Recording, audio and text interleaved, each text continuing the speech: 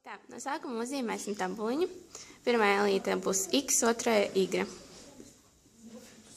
Priekš x izvēlamies jebkurus 3 skaitļus. Šoreiz izvēlēs -1, 0 un 1. Tagad ir jāievieto pirmais skaitlis x vietā. Y ir 2. Reizināts -1, neaizmirstam ievietot -1 iekavās. Vienāds ar -2. Šo skaitli ierakstam pie y. Tā izreikinam arī ar pārējiem skaitļiem. Tagad mums ir jāatliek šos skaitļus koordinātu plaknē. Zīmējam koordinātu plakni.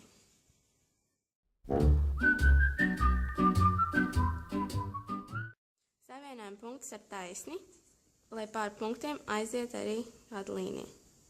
Uz taisnes uzrakstam nosaukumu, kas ir y ir 2x. Tagad izpildam pārējos nosacījumus. Mums ir jāatzīmē viss x, kas ir vienāds ar 3. Un viss y, kas ir vienāds ar 4. Mums ir jāatzīmē krustpunktus un jānosauc tos burtus. Jā.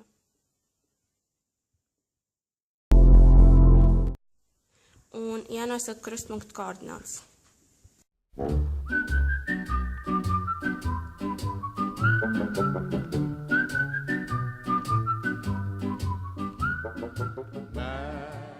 Un tas ir arī viss.